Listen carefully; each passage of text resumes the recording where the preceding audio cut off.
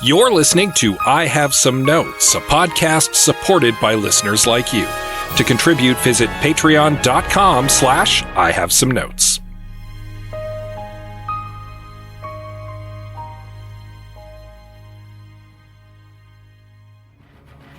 Here's the pitch, Scott. A bloody action comedy where Santa Claus must protect a family from armed intruders on Christmas Eve. That could be fun. Seeing such a holly jolly symbol of goodwill and generosity forced to do violence despite his kindly nature? Oh no, he's a drunk asshole who's like a former brutal murderous Viking. I have some notes.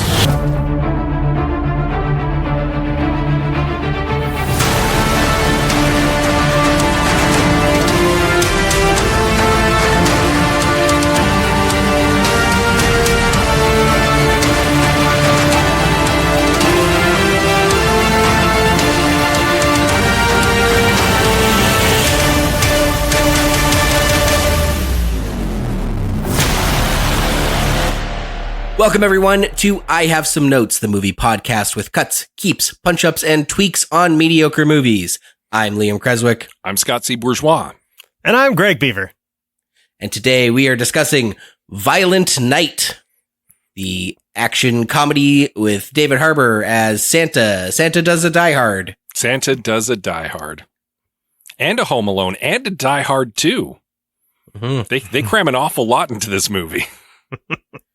I didn't realize the woman who plays the curmudgeon-y grandma character was the mom from Christmas Vacation. Yeah, Beverly D'Angelo. That was a fun little Christmas surprise, and a very different character from her character in the holiday movies, in the vacation movies, I should say. Maybe we ask this every Christmas, but how are you guys on Christmas movies? Do you purposely watch Christmas themed movies around Christmas time, or do you not give a shit? Yes. No, Nita and I have a couple go-tos every year, and I certainly have a couple go-tos, even more than Nita. Like, I have a tendency to pop in Christmas Vacation once a year, usually when I'm wrapping presents. I try to watch Scrooged once a year. It's one of my go-to favorites. Oh, yeah. Nita and I like to watch The Night Before, which is the more recent one with... That's Seth Rogen, right? Yeah, Seth Rogen and Anthony Mackie and Joseph Gordon-Levitt, which seems on the surface like it's like a debauched, gross-out comedy, but is actually quite a touching Christmas movie about like found family over the holidays. Yeah, so there's a few that I definitely consider like my traditional go-to Christmas movies. Christmas Vacation and The Muppets Christmas Carol are really the only two that have any weight for me. Like I will basically every other year I'll watch one of them. I just alternate. But those are just because they're among some of my favorite movies. And I don't tend to rewatch a lot of movies. So Christmas like the idea of having an annual classic doesn't really, it's just not how I watch movies. And so I'll tend to just watch movies that are recommended to me for being good. And if they happen to be Christmas movies, like The Holdovers last year, That was a great movie, regardless of the fact that it's a Christmas movie. Yep. Yeah, we watched The Holdovers last year as well. We don't tend to watch any very specific Christmas movies. They might be sort of nebulously Christmas themed, like a Die Hard. But more often than not, we're either watching like Die Hard or Alien, honestly. So I don't know how that became kind of a tradition, but yeah. Traditional Christmas movie. Yep. Yeah. Christmas is kind of the one time a year that I go out of my way to watch movies that I've watched before. My preference, like you, Liam, is generally to watch something new. Whenever Anita's like, let's watch a movie, my inclination is always, let's find something we haven't watched before. Nita's very much a comfort movie person, but Christmas time is comfort movie time, I feel like. And so that's the time of year where I'm like, nope, going to put in something that I know that I love. Yeah.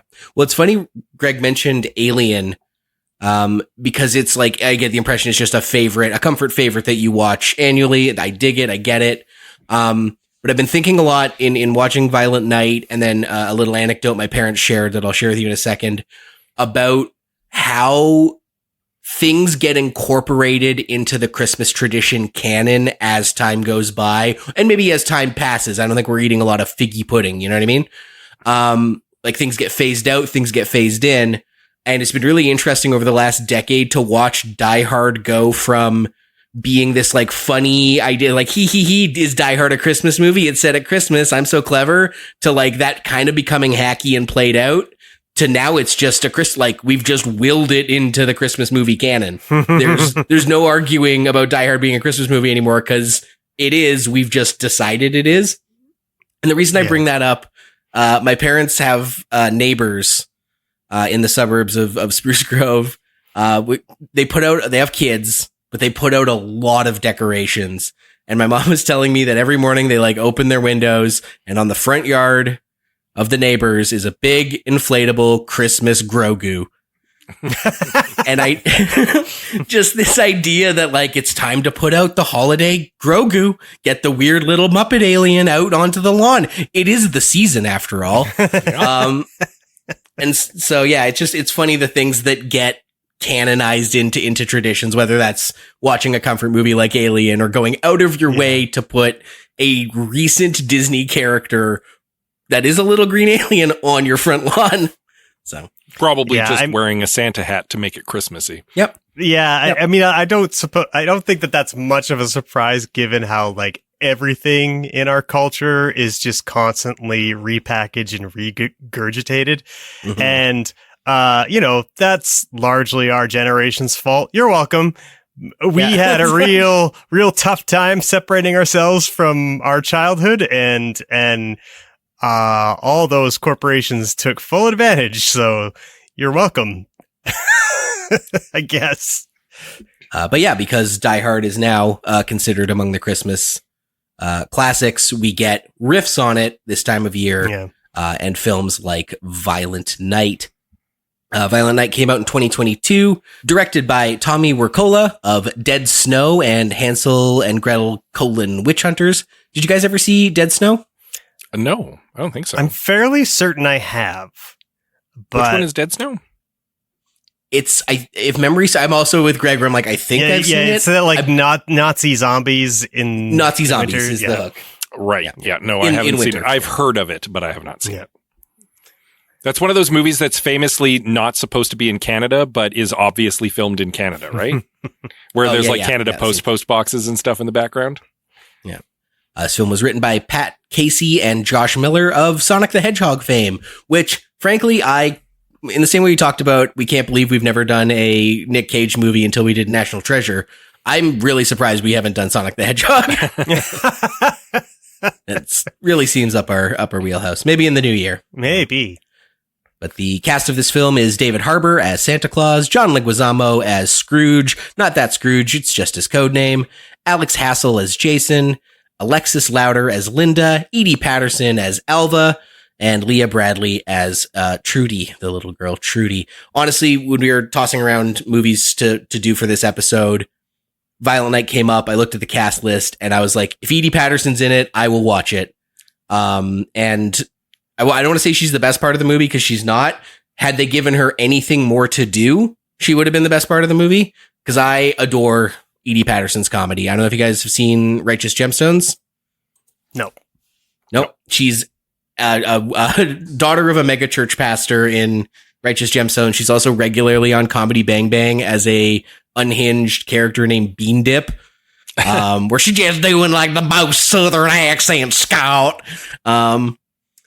Yeah, I adore Edie Patterson. So that's what why I bought a ticket to this one.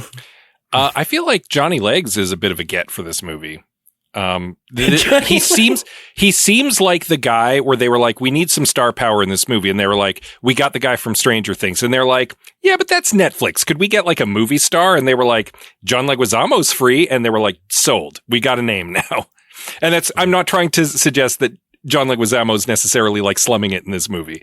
I feel like he's having a good time and he's having fun here, but he really feels like a get for this, for the level that this film is at. Yeah, he's been doing some interesting stuff lately, because he's got a small role in The Menu.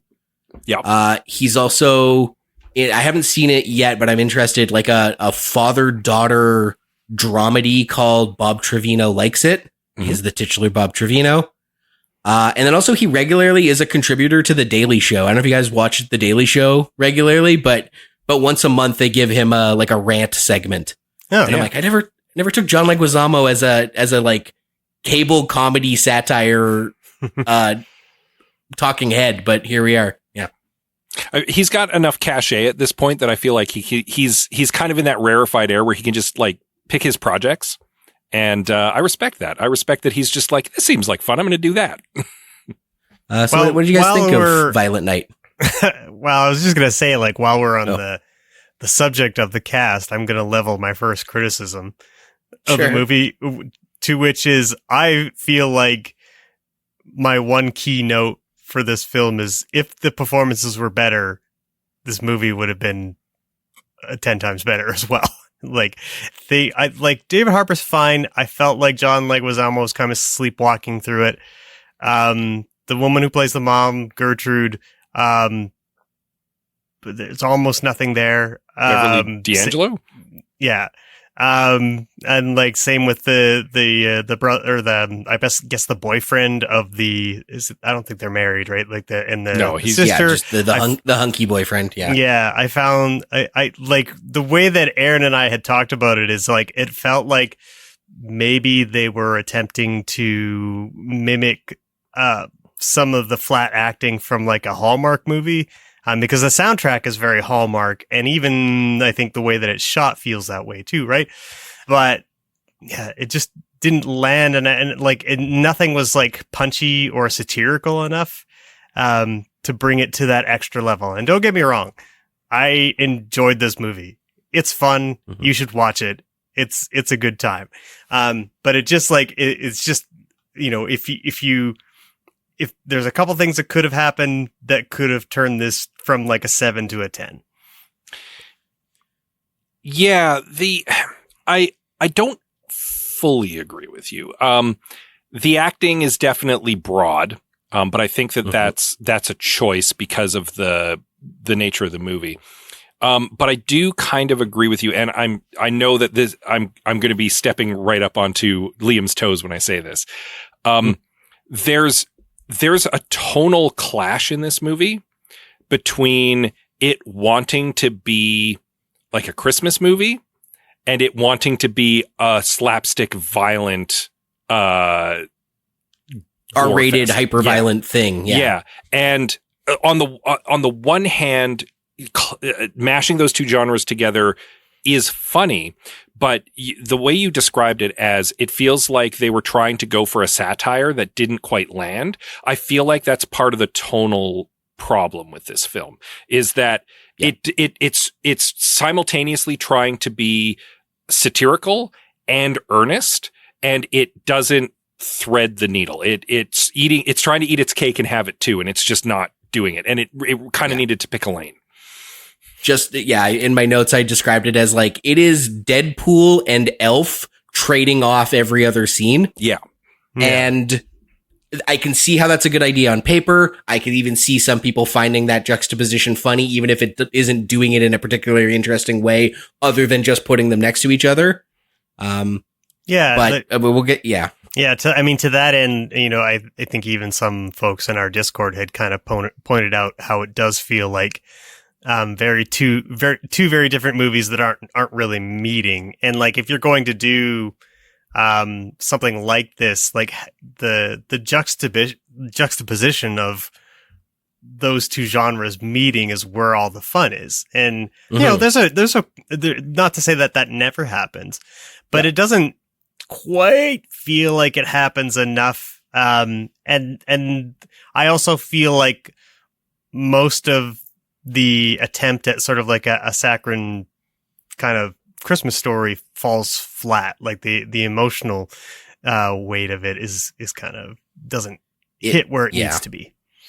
That's exactly it. I was annoyed that we see people get gunned to the head, killed with not much of a reaction from the characters or the score or the tone or us.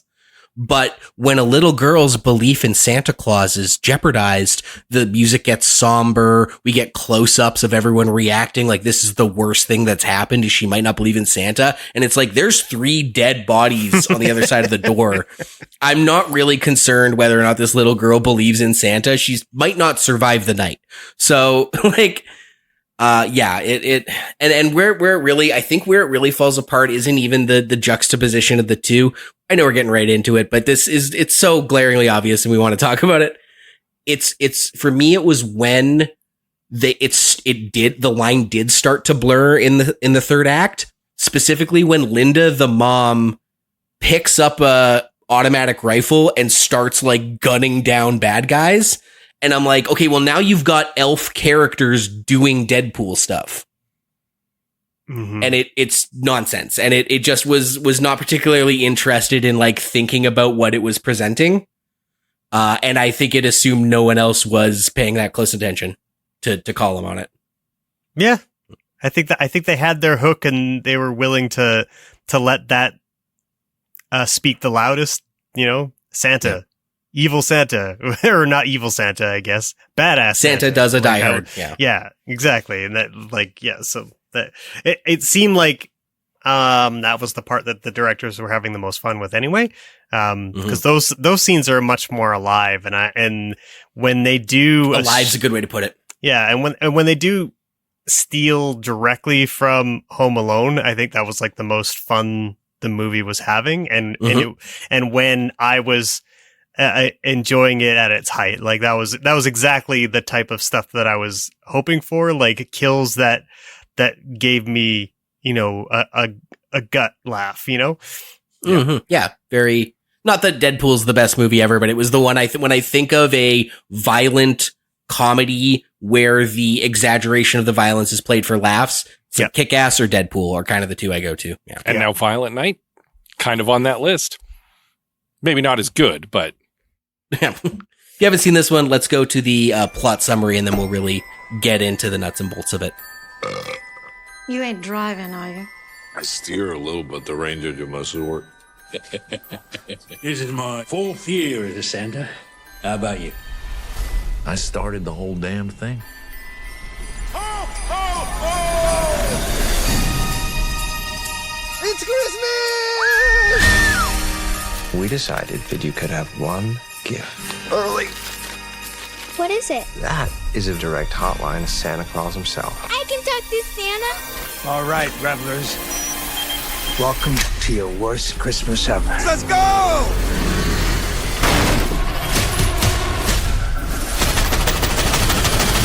You have $300 million in your personal vault. That's what I want for Christmas. Are you gonna help us, Santa? Yeah, Trudy. Santa? You're on my nice list. Santa Claus is coming to town. 'Twas the night before Christmas, and all through the mansion, some rich people are bickering over money and matronly expectations. Among them is a little girl named Trudy, who speaks her Christmas wish into a walkie-talkie her dad told her was a direct line to Santa. That wish? For her estranged parents to mend their differences and get back together. Aw, what a sweet and reliable holiday movie trope. Unfortunately for Trudy and her awful extended family, armed assailants arrive with plans to invade the home and steal cash from the giant high-tech safe in the basement. However, it is Christmas Eve, so of course Santa and his reindeer are also on site, making one of their last deliveries of toys and good cheer. Not their last stop of the night, mind you, but possibly their last stop ever. See, Santa has had it with humanity's materialism and avarice, and he intends to retire after tonight. Thousands of years ago, he was but a humble, bloodthirsty Viking named Nicomund the Red, who one day had mysterious magic powers bestowed upon him for all eternity, kind of like a Santa Claus with an E. Well, with the help of Trudy, Christmas magic and an appetite for violence rivaled only by his appetite for cookies, Santa seizes the opportunity to rescue this irredeemable family from their murderous captors. The sinister Mr. Scrooge and his team of holiday codenamed goons had better watch out, better not pout, because Santa Claus is coming to cave their skulls in with a sledgehammer. Merry Christmas to all, and to all a violent night. When I was thinking about things I wanted to praise this film for, I mean, the violence, the action scenes really are the best, but also it's just an original script. Out of all the movies we do and all the movies out in theaters, I'm like, you know what? It's an original script. Yeah. It's not a sequel. It's not a remake. It's certainly borrowing from Die Hard and Die Hard 2 and Home Alone, but it is original. I agree with you. The action scenes are great. I love the setting of the mansion because there's so many different places and zones for action set pieces to take place in. Like there's one in the rumpus room, and there's one in the family room, and there's one in the barn, which is just like nuts. And there's all sorts of different things for Santa to play with and to swing around and to crash into. And it just makes for like at one point they fight in a nativity scene. Like it's absolutely bonkers, and it's borderline sacrilegious, and it's doing it on purpose, and it's super fun. And I will say that they knock it out of the park when it comes to the fight scenes in this movie. And I agree with you. That's clearly where the love was, where their focus was in this film. Yeah, the magic bag I think was my favorite. The fight scene where he's pulling stuff out of his bag, like random objects from the multiverse, looking for something. But then also the bad guys are reaching in and pulling stuff out. Yeah, that was I was quite charmed by that. Yeah, the scene in the barn in the garden shed was particularly brutal when he finally gets his hands on a sledgehammer, and then he like decapitates a guy with a skate and like gets someone like chopped up in a snowblower, and like it's just when he gets the farm equipment out, it's good fun. Yeah, I quite liked the Christmas magic bit, like you talked about the sack, but I loved the special effects of him of the magic that carried him up the chimney and back down. Yeah. And I loved when he couldn't get his magic started, and he's like touching his nose because that's how he gets his magic to work. And he's like touching his nose, and he's in trouble, and he keeps hitting it, and its sparks are flying, but he's not going anywhere. Like I thought all that was great. I even thought that the scroll where he was looking at like who's naughty or nice, I thought the effects on that were really cool as well. So yeah. And just as a way to know who's coming for him by looking at the naughty list. Yeah. I like that the Christmas magic is not explained either. Like it would have been really easy for them to like really boil down and go hard magic on it, but keeping things nice and soft and just being like, no, it's just Christmas magic. And even Santa's like, I don't understand how it works. I was cursed 1,000 years ago, and like, this is my penance for all the evil I did. And which is also not explained. I just kind of inferred that that's kind of what the deal is here, but that even he doesn't really understand it. Yeah, like that's kind of fun. What did you think of the angle that Santa is actually a Viking who was cursed with magic 1,000 years ago? Like, did that? Because I thought it was a great twist. I thought it was fun. As funny as it would be to see the coke-ad Santa have to lower himself to violence. I like that Santa's like, oh no, it's like Nobody, where he's like, oh, I've got a history of this, like a real John Wick. Like, I know I look like Santa, but I've got experience doing this. Yeah. Part of there's a weird kind of funny element to Santa finding his groove, not just by like rediscovering the magic of Christmas through a child, but also rediscovering his joy of violence. Like, oh yeah, killing people is rad, especially and it turns out killing naughty people is really rad. I loved how David Harbour played that Santa, because it would be really easy to do it kind of like a Billy Bob Thornton, like surly, dismissive, angry, rude, curmudgeonly. But he seemed like a guy who genuinely wanted to do the job and has just been worn down and is frustrated. But I never thought he was a prick. I just could tell he was over it and exhausted. And I don't know how much of that is the direction and how much that's David Harbour, but I quite like that angle. I'm legit curious how they do it in the sequel. Because they announced they're going to do a sequel. This one became an instant cult classic. It's due out next year, I want to say. And I'm curious how they're going to do it, because like Santa's rediscovered the magic of Christmas now, right? So he's going to be a very different character in the next time. And I would be curious, because it would be really easy for them to have him once again slump back into being like doing his character arc over again in the second movie. My guess is Mrs. Claus. That's kind of my hope. I'm not going to lie. I kind of want to see Mrs. Claus in the next movie. I kind of want her to help him kill some bad guys in the next movie. Who do you cast as Mrs. Claus? Oh, I don't know. Who would you cast as Mrs. Claus? I hadn't put thought into that. You put me on the spot. Bring in Winona Ryder. Just go full Stranger Things. Stranger Things. Yeah, why not? Yeah. She's probably under contract with Netflix anyway, right? Yeah, I mean, I guess we even this podcast is going to get divided very clearly into fun comedy violence and cringy, exhausting, genuine Christmas sentiment that does not work when you put it next to kick-ass style comedy violence. I don't know. I feel like there's a way it could be done. I just think that it was done a little clumsy here. And that's why there's kind of like some tonal whiplash through the movie. I feel like there is a way to thread this needle. It's just that the movie didn't quite get there. Yeah. Yeah, I think it just thought it was enough to put them next to each other. But like the jaunty music and the sort of flat lighting like a Hallmark movie, I was like, no, I don't want jaunty Home Alone music. I don't. The score annoyed me. It was like, I'm like, this is not the right. This is the score of a Christmas movie. This isn't really a Christmas movie. It's a violent action comedy. I think that having those elements, like leaning into the hallmark of it all, would have been a direction you could have gone. And if they leaned into it harder, could have worked, because I think it would have upped the satirical nature of it all. What would Hallmark characters, how would they react to this massive amount of violence that's happening? And I think that could have been a fun premise in and of itself, So I think I understand the decision making there. I don't know if I was annoyed by the score. I think if anything, the only thing that made me kind of annoyed with it is that it's rote Christmas music. It's not interesting in any particular way. Like, it is really like, it feels like you could have bought it off of, some kind of stock site and plugged it into your movie the way that Hallmark movies feel, right? So that's about my only criticism with that. But like I said, I understand the decision making.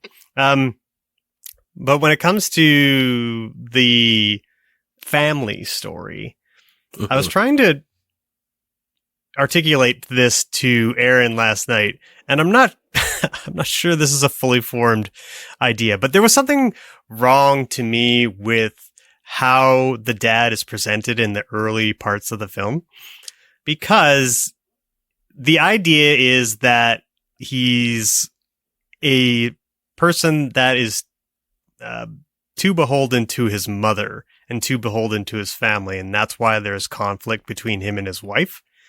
But I feel that when we start the movie, he feels very like he's a competent father. He seems very attentive, both to his daughter and his wife.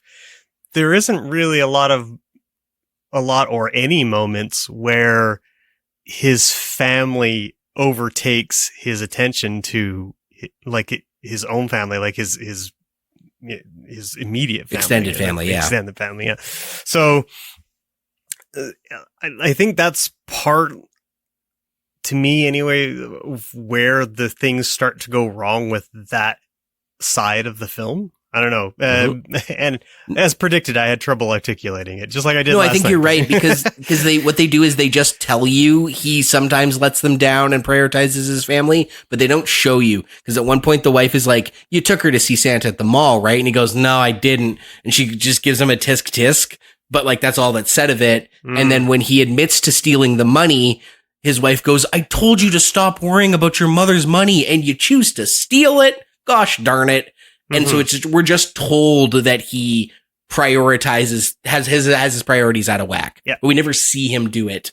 Yeah. And there's almost no consequences to him trying to steal the money, like in terms of his wife. Like, that should be his lowest moment there, where she feels like he's not going to change. He's always going to either want money or want approval from his mom, and like, I'm basically done, right? But instead, it doesn't really play out at all. Like, there's no one but Santa has an arc.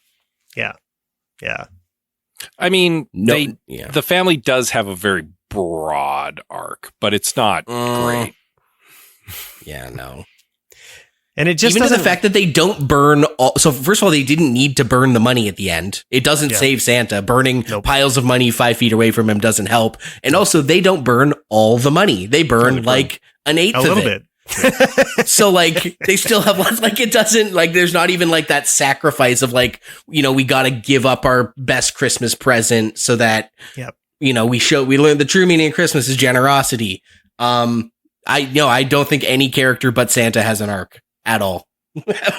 Yeah, and there's also this element of belief in the family story, where it's very, the belief in Santa is very important to the daughter, and in the end, she gets everyone to believe in Santa, and that is kind of what revives him. And that doesn't work at all, because all of that falls flat because there was no nope. Sorry, carry on with your thought. I gave me a eureka moment for my fixes later. Sorry to interrupt. Yeah, no worries. So there's no real connection. Like, there's no discussion about belief amongst the rest of the family in Santa Claus, or even any kind of theme that's sort of tangentially around the belief of Santa Claus, or even the belief in Christmas traditions or what the holidays can mean to a family. Like, none of that gets discussed, and therefore that ending falls completely flat. Yeah. When we watched it, I'm like, this is the ending to Elf, but without any of the impact. Yeah. I suppose that's sort of, I mean, they were stealing from a lot of movies rather obviously, so maybe that's what they thought they were doing, and that it was a little bit of a wink, wink, nudge, nudge. I don't know. Yeah. I mean, I say ending to Elf. It's the ending to every movie about believing in Santa. Sure. But yeah, it doesn't go. And also, you can't really have characters standing around talking about whether or not they believe when clearly they just saw Santa do magic and then die at their feet. Like, it's not up for debate anymore. Like, I don't care if you believe it or not. You're looking at it. Like, yeah. Also, I love that Santa runs on fairy rules. You just clap your hands and say you believe in Santa, and he comes back. Like Tinkerbell. Yeah. Let's say we get into our fixes then, because this movie has a lot going for it, but I think we can, like Greg said, take it from a 7 to a 10. In the ghost town of Boron Ridge, an interdimensional boarding school houses delinquent students from all over the multiverse. The rules are strict. The campus is isolated. The students are forbidden from sneaking into other dimensions, but they do it anyway. This is Slug Blaster. I heard that you might be interested in slug blasting. I would love to be able to have you on my team. I'm one of the best slug blasters in the school. I have a ton of experience. I've been to so many dimensions. Esther Infinity, slug blaster documentarian extraordinaire. I am running for prom queen. Can I count on your role? I'm Slavic, but lots of people just call me Bub or Bubby if they're close. It's time to play the game. It's time to play Slug Blaster. Ready to play Slug Blaster? Quantum Kickflip. Season 3 premieres Wednesday, June 4th. Welcome back to I Have Some Notes. We are fixing Violent Night, the Santa movie where he does a violence on armed robbers like Diehard, but he's Santa.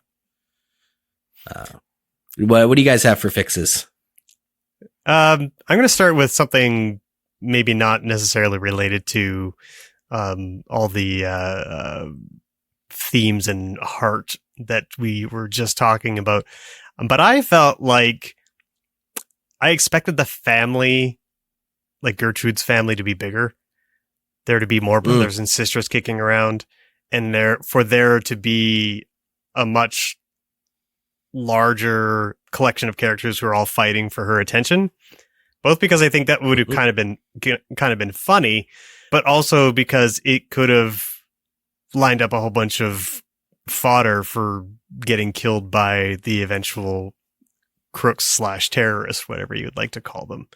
You know, the family's staff gets knocked off in like the beginning of Act 2 when the robbers take over the house. And we get very little with any of them off the top, except for the one black guy, Al. Yep. And even just the staff having a little more heft to them, and also not just getting all killed, but getting maybe rounded up, and then also potentially being fought. Like, even that would have been better than just the handful of people we get. I very much agree with you. The family seemed very small for the size of the house. Mm-hmm. Mm-hmm. Yeah. And I also feel like Gertrude says a lot of rude things, but she doesn't do anything that's particularly mean to her family in a way that puts them out or puts them in a compromising position, which I think is kind of what an overbearing rich mother would do. And I think if a lot of those types of things were happening, especially if they were happening to the father character whose name I can't recall at all. What's his name? Is it Jason? Jason. Yeah. So yeah, if there's a lot more time spent developing that conflict between Gertrude and Jason, I think that certainly helps reinforce the themes of that side of the story. And that's an easy fix too, because you could have in Act 1, after they get there, she could immediately lay into him about work stuff. Like, and he can be like, "Mom, it's Christmas Eve. I'm here with my daughter. My ex-wife came and you're bugging me about work." And she can just like be really pressing about it because obviously the money in the basement that she stole is on her mind. And even then that's an easy 3 lines of dialogue that like adds a little bit more heft to that. Yeah, it not only gives them character development, like they now all actually have not a love triangle, but like this guy's stuck between his wife and his mom. But then also that conflict as a B plot can maybe feed into some of how the heist transpires in a way that I think they think it does. I think the movie thinks it's doing that, but it's all very surface level. So yeah, we get more characterization, and genuine way to raise the stakes that isn't immediately gun based. Well, plus it also, it creates a little bit of a turnaround in Act 2 when you would expect Gertrude to immediately turn on her family because she's obviously awful. And then she actually kind of sticks up for them and is like gets really mum about what's going on with the home invaders and doesn't give up her son or anybody for the knowledge they might have over the money. Like, it sets up an expectation or a better expectation early on that she's very self-centered and doesn't really care about her family. So it's a bit of a twist in Act 2 when she actually is like, "No, this is my family. You go through me to get to them." Like, yeah, I dig that. Like, yeah, she's overbearing and awful, but at the same time, she's mom and the chips are down and she's going to fight for the family. I love that suggestion, Greg, and the subsequent ideas that inspired, because my solution to the fact that the family stuff falls completely flat and is totally superfluous to the Santa action, my fix was to cut all of it 100%, possibly boil this down to like a 1-hour Christmas special. If not a tight 90, because it's pushing 2 hours, and it doesn't need to be. So it almost overstays its welcome, but not quite. Almost. So whereas I think if it left you wanting more by cutting all the family stuff and just doing the Trudy and the Santa action are like kind of the only 2 interesting things. So this is my fix. You cut all the stuff about the son stealing from the mom. You just make it about Santa saving the day with only Trudy's help and knowledge of his presence. Not presence, presence. I want to see a version of this movie where the family never learns that Santa is the one that saved them.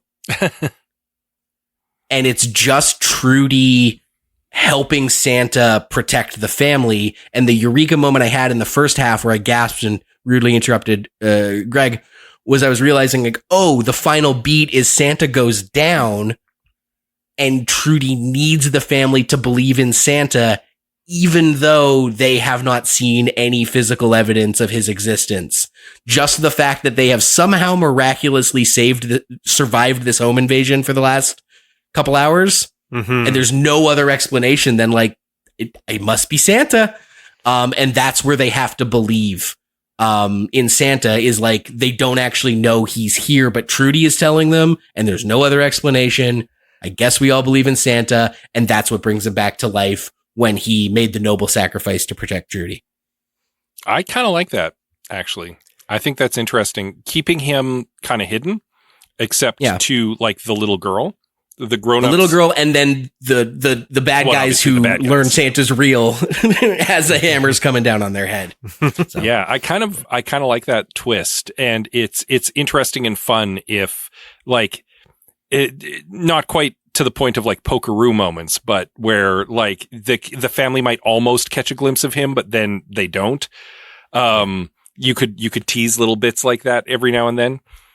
That would be because one of the funniest bits was the goon, one of the lady henchman, being like, well, it might be the real Santa, and multiple people like, the fuck did you just say? Was quite funny, and so I like if there's one superstitious, like one of the goons survives an encounter early on, and he's insistent or she's insistent that it's the real Santa, and they're all like, that's insane. No, and even the other scene I really liked was when Trudy puts the fake snow down the HVAC system, and they all the bad guys buy into Christmas magic for a second because they're like, well, why is it snowing inside? And then they're like, oh, it's styrofoam. This guy's full of shit. He's not Santa. So in the version where only Trudy and Santa know that Santa's there, the first action beat is her with a walkie-talkie kind of helping Santa. She's got eyes that he doesn't. Then it's a scene with the mischief, like the fake snow, that confuses the bad guys whether this guy is really magic or not. They believe he's not magic, so they double down on pressing him. And then a third action beat where Santa is finishing off her Home Alone bits. Put a pin in that thought for a second. It is kind of fucked up that Trudy, the little girl, technically kills multiple people. And I kind of would rather that blood to be on Santa's hands. So if she sets up Home Alone, they slip on her marbles, but it's when they're on their back that he caves their head in with a sledgehammer. And then the final beat, Trudy is in the room with Santa and some bad guys. She is in physical jeopardy. Santa protects her, dies, and she has to run and go, Mom, Dad, everyone, you got to believe in Santa or he's going to die. He's been the one helping us all night. That's sort of how I see the beats where with like Trudy and Santa saving the day sort of plays out in about 4 big action set pieces. I think what I kind of like about this is going back to something I said in the first half, which was playing up the idea of Hallmark characters in a violent setting, because I think that if they don't really realize that this is the real Santa saving them or whatever, I was envisioning a moment where the characters walk into that barn where he had decapitated terrorists with a skate and just getting a moment where the Hallmark characters are reacting to this and just like not understanding what has happened at all, who's behind it or whatever. I think that plays into their innocence a lot more. And that could be a lot of fun. I love that. Innocence is the key word there too, because I found it very annoying. Not just that Trudy kills people, every character in this movie kills another person. The mom shoots someone in the head. The grandma shoots someone in the head. Linda fires the AK-47. Stabs even a man Edie Patterson. Stabs a man in the neck with an icicle. Edie Patterson and her son wail on a guy with fire pokers. Like, everyone has blood on their hands. And I think that undermines the fact that these family characters are meant to be from a Hallmark or an Elf or a whatever. Yeah. I don't know that it fixes the movie, but something that you mentioned is something that I felt was kind of missing, which is one of the bad guys having a face turn when they realize it's the real Santa and like coming to the recognition, like, oh, I'm one of the baddies. Like I'm on the naughty list, and deciding to not go, like not necessarily siding with Santa, but just deciding to, like, I'm going to walk away. Like, real Santa Claus is here stopping us. Like, we've gone too far. And I think that would be interesting, because then it would give John Leguizamo's Mr. Scrooge character an opportunity to, like, kill that guy and double down on how evil he is. Like, oh, you're going to walk away? Bang. Yeah. Merry Christmas. Yeah. Like, I feel like there was something missing there. There was a little character beat for him where one of his bad guys was like, I'm not going to fight real Santa Claus. Like, that's insane. It also reinforces the whole believing in Santa is a significant thing that's important to these characters in this movie. And it would be interesting. Maybe Santa is able to escape from them that first time up the chimney because one of the goons is like, oh, that's really Santa Claus. And his belief is what re-triggers his powers coming back, right? And that tees up the Tinkerbell moment at the end. At the end, exactly. Yeah. Dig it. Yeah, I think if this bad character was kind of like first time on the job kind of guy, he's never really done anything like super violent. He's been misled as to like what is going to happen. Yeah, he thought it was just a robbery. Yeah. And then at some point he could find Santa's scroll and just open it up, and it has his name on it and some of the bad things that he's done. And then, that way the audience can be a little sympathetic to him and his turn would, read correctly. Or her. Yeah. What happened to the computer hacker in this movie? Johnny Legs' team had a computer hacker, and it just dawned on me that after they break into the vault, we never see her again. What happened to her? Oh, yeah, I don't know. I guess she got away. Yeah. Yep. That's the best I can Good for her. Good job. Yep. She's the one goon who got away. Scott, did you have any fixes? No, you guys, I think you guys had really, really good, solid ideas. And the only one that I had to throw in was just the goon with the face turn. So, yeah. No, I think that. Again, this movie's, as you said, it's like at a 7. It just needs to be polished up. Also, the other thing with the goon having a face turn, I keep going back to it. It really bugged me that every character does violence in this movie. I think that more than anything contributes to the tonal inconsistency, is having these Hallmark characters do violence. But if you make it so that none of them participate in the killing, that's way harder for Santa. So that face turn character gives a sympathetic character on Team Santa and Trudy who is allowed to do violence. Yeah. And he can turn on the bad guys for a bit. And then, I mean, he's doomed. He gets off by John Leguizamo's Mr. Scrooge. Yeah. But yeah. And again, I like the idea of his belief, and ironically, Mr. Scrooge and his team slowly dawning belief in Santa Claus actually empowering him, because Christmas magic is powered by belief, and they're starting to believe, and it's counter to their own best interests in believing in him, because he's getting stronger by doing it. It's a fun little twist. I was talking to Amanda about all the scenes that involve Santa magic as opposed to just like sledgehammers and guns and bowling balls. And I think they explore it enough, right? Like there's the fight scene where people are pulling stuff out of the bag. At the end, he goes up a chimney with John Leguizamo, who is not turned into pixie dust and gets obliterated by being yanked from the chimney. I don't think needs to be that much more of it. I think they got all the meat off that bone. I think the only thing that was a missed opportunity I don't even know this is like more of a nice to have than a fix. I like how they justify the reindeer leaving him, but if they came back a little bit sooner, we could have a chase scene with snowmobiles and flying reindeer. Yeah. Yeah, now that you say that out loud, I would have loved to have seen that. I would have loved to have seen Santa on like a group of armed goons on snowmobiles looking behind them and seeing a flying sled led by 8 reindeer and going, oh no. Or even like on the back of one of them, like a cowboy, like he's just riding one of them. He's just riding Rudolph or something. Yeah. Yeah.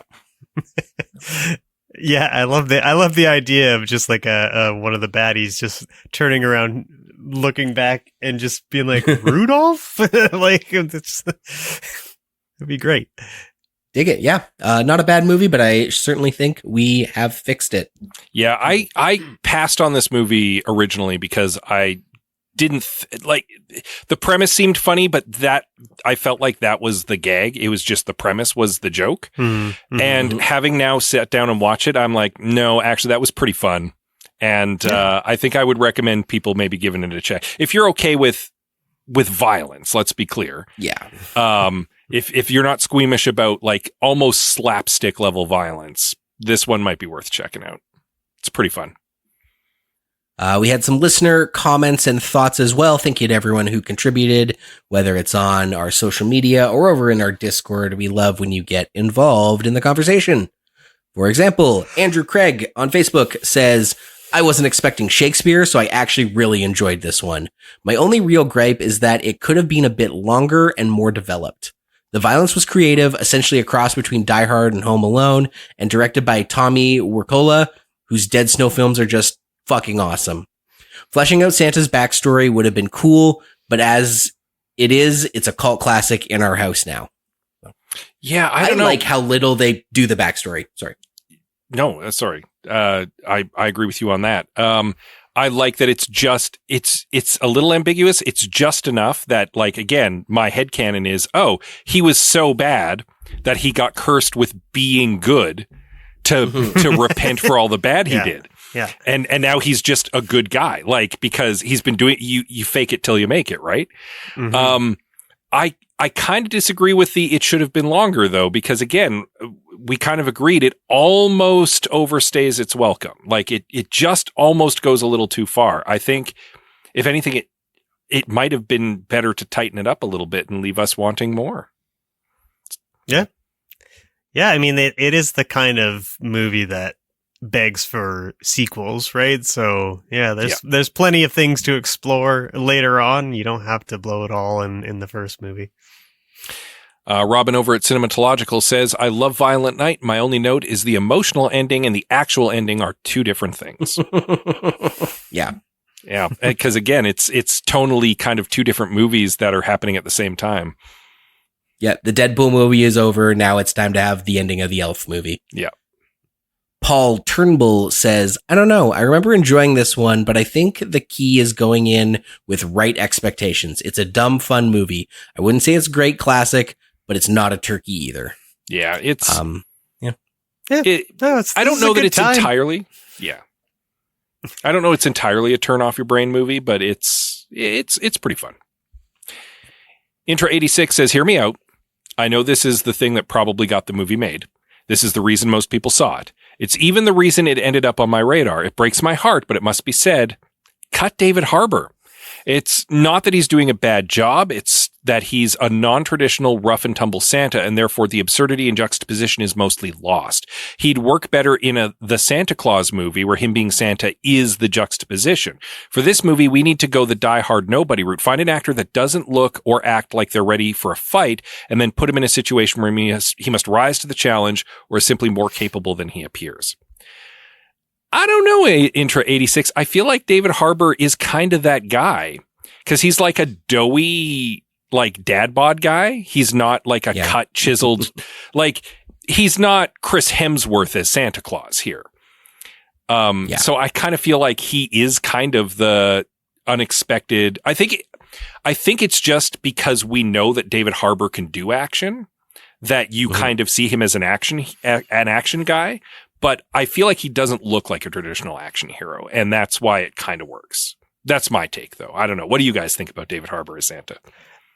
Yeah, I more or less thought it was cast well. I get maybe his meaning in that if you casted even more of a schlubby nobody. If you cast Richard Attenborough from Miracle on 34th Street as badass murder Santa, I admit that would be much funnier, but I think that's the key is David Harbour is playing Viking come Santa, right? Yeah. Mm-hmm. And that works. I think there is a funny version of this movie where it is a benevolent, nice Coca-Cola Santa who has to stoop to the level of violence, and he abhors it at every step of the way. It's a very different movie, and David Harbour is not the guy you get to do that.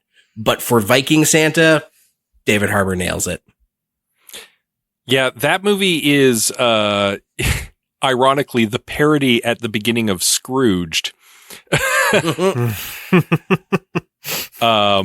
Which this movie is kind of almost the real life version of. But that was very much a real Coca-Cola Santa having to do violence.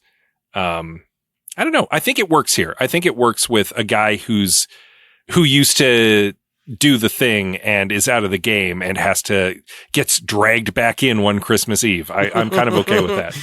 Yeah. Yeah. I mean, I like this more than John Wick Chapter 4. I mean, legit. I think I kind of do too. Yeah. Well, if you liked this better than John Wick Chapter 4, tell us about it. You can do so on any number of social platforms. We're at I have some notes.bluesky.social, where I have some notes pod over on Instagram, where I have some notes on Facebook. But of course, the real place to get in on the discussion, and there was a lot of back and forth discussion about this one. It was over on our Discord server. You can find the links to join on the profiles of any of our social media accounts or at ihavesomenotes.com. And of course, as always, give us a little rating and review on your podcatcher of choice, because that does help us out.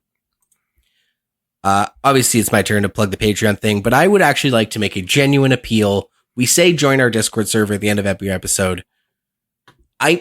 Genuinely, if you're listening to this and you're not a Discord user, it is slowly replacing social media for me in that I can actually talk to my friends and people I know and people with like-minded interests who are not bots, who are not someone's brain rot uncle with too much Facebook access, it's so much better to have people to talk about movies with in a, not an enclosed space, but in like a moderated space. And so please, if you're not a Discord user and if you're not on our server, I would consider it that's what I want for Christmas, is for you to come join the conversation so that I can continue talking about movies with interesting people that have good things to say, because social media is a wasteland. So yeah. And just to add to that, I feel like we've cultivated a pretty good group of people on our Discord so far. They're really interesting, vibrant, and nice bunch. And even when they disagree with a lot of good humor. And they're definitely a great bunch to interact with. So you could be part of it right now. Once again, come join our Discord server and just have a good time. And of course, you can visit patreon.com/ihavesomenotes to become an armchair screenwriter. For $4 a month, you get access to some bonus content we've released in the past, some new things we might have coming down the pipe. We don't have anything like scheduled proper, like every month we do this, but little extra side projects, extracurriculars pop up, and that's where we like to put them. Mostly, it's just a way of sort of tipping us, saying, hey, thanks, we like what you do. Thank you for making this podcast. Here's some support to, pay those hosting bills. And when you do, we shout you out on the podcast like this. Thank you, Sharon, Karen, Tack, and Robin. Yep. And that is a wrap for us for 2025. We are going to take a little breaky now, and we'll catch up with you again on January 8th when we have our traditional year-end wrap-up show where we talk about the best movies of 2025. In our opinion, that we saw. In our opinion. Until then, I'm Liam Creswick. I'm Scott C. Bourgeois. And I'm Greg Beaver. Keep watching the skies. And have a happy holidays.